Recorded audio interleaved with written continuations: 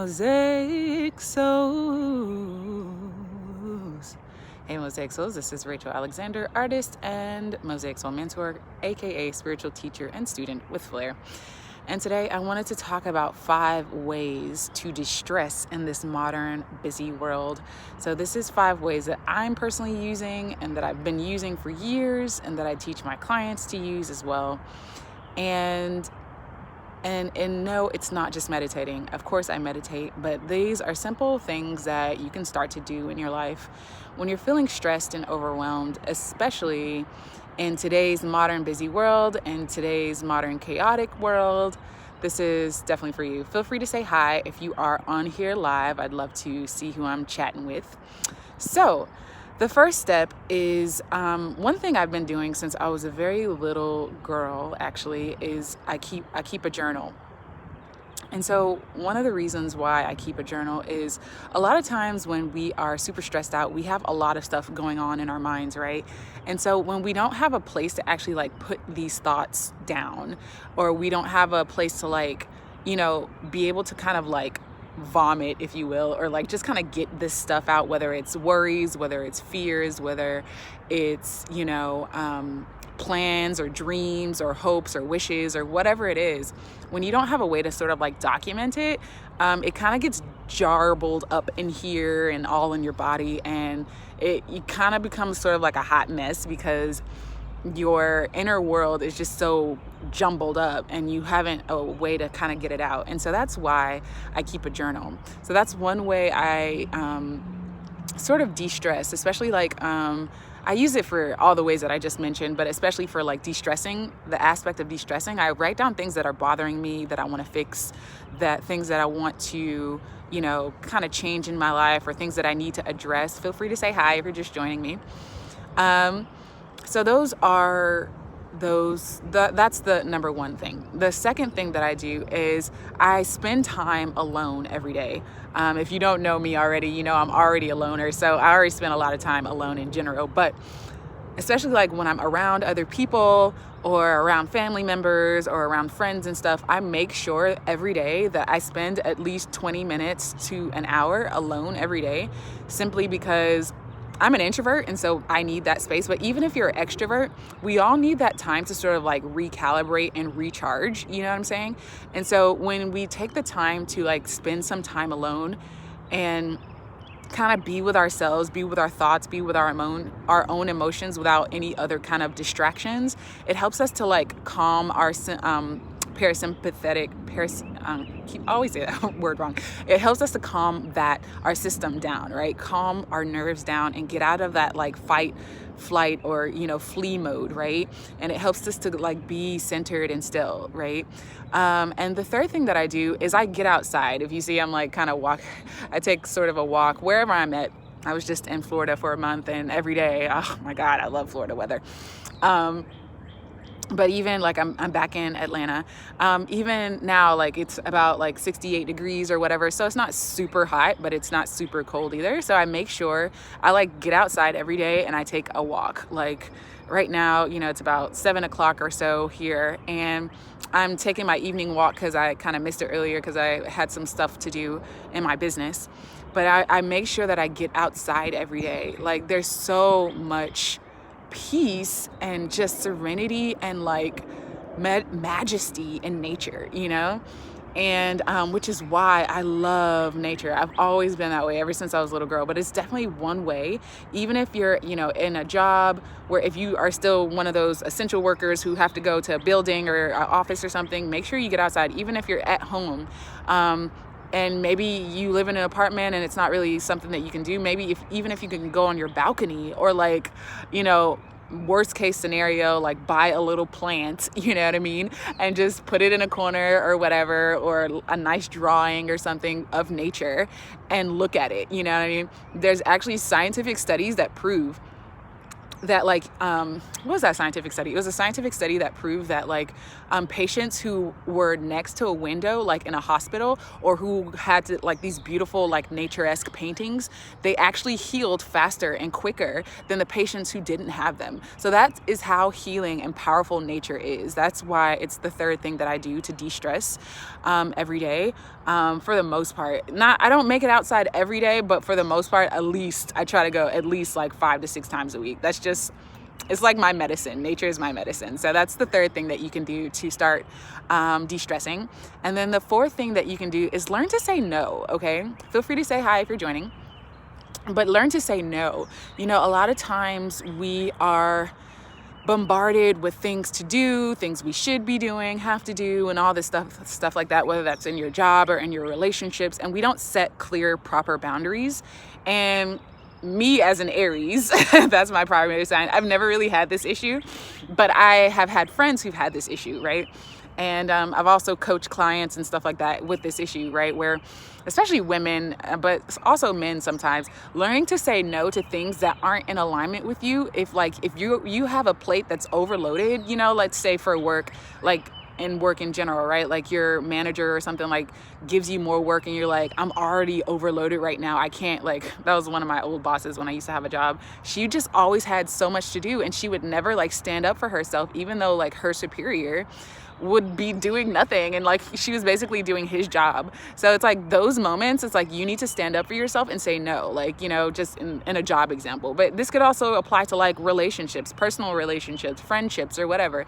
Those moments where you need to say no. And the reason why learning to say no is powerful is because essentially a no for you is a yes to you. A no for someone else is a yes to you. And you always want it to have like, essentially it's going to be a yes for them too. They might not know it. It's like a blessing in disguise, but you never want to be in a situation where you're saying yes to something, but it ends up being a no for you, because you always end up hurting yourself, you know, and you always end up like depleting yourself and getting into this mode of burnout and overwhelm, you know? So setting clear boundaries, learning to say no is definitely something that I do. I've exercised since I was a very little girl.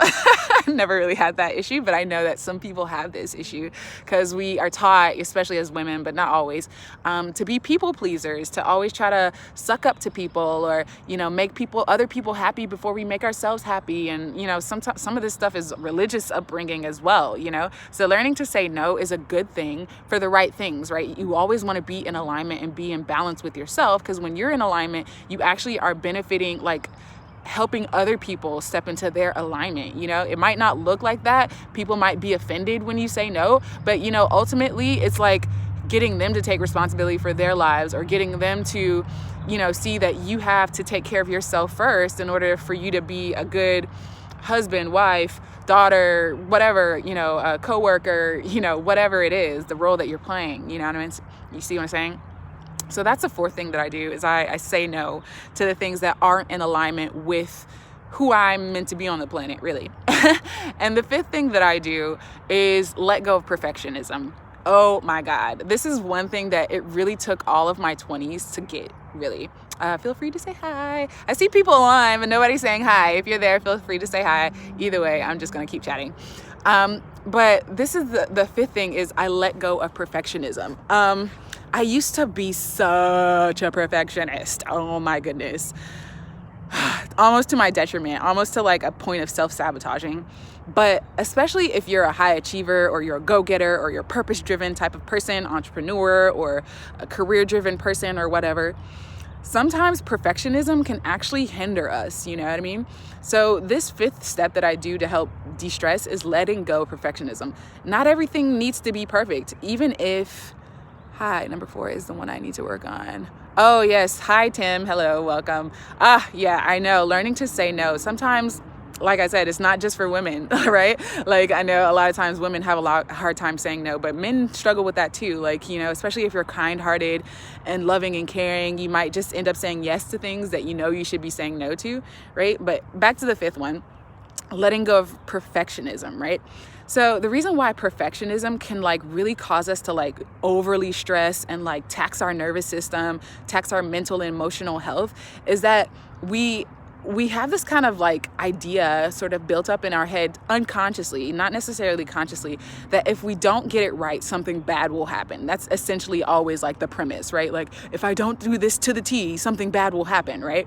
But if you just go outside and you take the number 2 step that I shared with you in this video, and you go outside and just observe nature, there's nothing like perfect about nature. It's like messy and chaotic, and yet it's all like synchronistically like okay. There's like this sense of well-being and like beauty and majesty to it. And I think if we start to embrace not necessarily the mess, but just embrace the imperfections of our lives, the imperfections, that doesn't mean don't do things to the best of your ability, but don't overly obsess, like whether it comes to your job or whether it comes to being a good parent or whether it comes to, being a good wife or a husband or whatever. Like, being overly perfectionistic is like unrealistic. You know what I mean? Think of the people that you relate to in like modern media or stuff like that, right? Like, we usually relate more so to people who we feel are like down to earth, people that we feel like, oh, that's my homegirl, that could be my homeboy, whatever. And why do we like them? Is because they show their imperfections. They show that they're real human beings and that we all mess up. We all F up from time to time, right? And that's a part of the human journey. It's only in our society that we have this idea drilled into us, like ever since we're little, and get in line, fall in line, don't raise your hand when you're not, It's like this perfectionist society that makes us like super stressed out and like creates burnout and overwhelm, right? But that's not reality. If you look at nature, if we get back to who we truly are, there is no perfectionism. Like, if you watch a little girl or a little boy playing outside and stuff, they're not perfect, but they're enjoying life. Like, it's the imperfections about life that makes it more fun. Like, it's more fun to like learn how to ride a bike when you've fallen off one and you're like, oh, okay, I can do this. It's the adventure of it all, right? Like, that's what we're here for as like souls having this human experience. We're here for the adventure of it all. So there's no such thing really as perfectionism. So that's the 5th thing that I do to de-stress. So I'm just going to do a recap for those of you just joining me and for those of you who are going to watch this as a replay. 5 things to do that I do to de-stress are, one is what was the number 1? I forgot. Keep a journal. I keep a journal to sort of log my, daily stressors or things that are bothering me, but also like my dreams, hopes, and goals and wishes and all that other stuff. So I keep a journal just to sort of get my inner world out on paper so it's not just piled up. The second thing that I do is I go outside, or was it no I take time to get quiet or be by myself rather. So I get some alone time every day, so at least 20 minutes to an hour. Really, for me, it's hours a day because I'm sort of a loner and I do live alone, but it's just a choice for me right now. I was in a long-term relationship, but I decided I need some alone time. But for you, it's like, even if you're in a family of like 5 or whatever, making sure you get that alone time, even if it's like 10 minutes to 20 minutes a day, it's going to help you kind of recalibrate and recharge. Even if you're an extroverts need alone time too. Okay. I'm an introvert, so I need lots of alone time, but extroverts also need alone time as well. And the third thing that I do is I go outside. As you see, I'm sitting outside. I decided to, turn on the camera for this is my sort of daily walk that I do. Go outside in nature, even if you're not in a picturesque neighborhood. Like, my neighborhood that I live in isn't actually picturesque. I actually drive to where I'm at right now to make sure that I just get some beautiful nature and just get quiet and like observe how beautiful and like okay life is. Like, I'm okay. Everything's okay. Everything is good. Your well-being is always assured, and nature is such a beautiful reminder of that, right? And then the 4th thing that I do is I learn to say no to the things that aren't in alignment with who I need to be or who I want to be in the world. And then the 5th thing that I do is that I let go of perfectionism. Nothing's ever perfect. And I'm a real human being and I make mistakes, and that's okay. That's what I'm here for. I'm here to have fun and play on the playground of earth and just enjoy the journey, So those are the 5 things that I do to de-stress in my life. And I hope that they have been helpful for you. And I wanted to go ahead and invite you to a challenge that I am hosting starting May 18th. You can check it out. Go to bit.ly/back to nature challenge.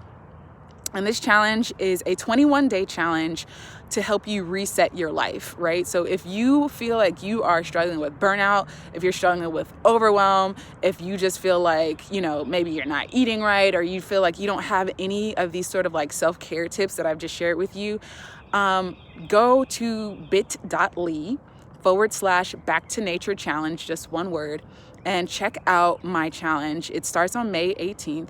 And I'm super excited about this challenge. I first launched this challenge back in 2016.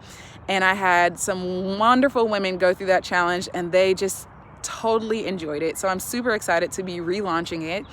And I hope to see you there if this is something that will resonate with you. Either way, always flow with what feels good and let go of what doesn't, because you are divine. You are a divine being, and your soul knows exactly what you came to explore, experience, and expand into. So I will catch you guys later. Thanks so much for watching. Peace, love, and light.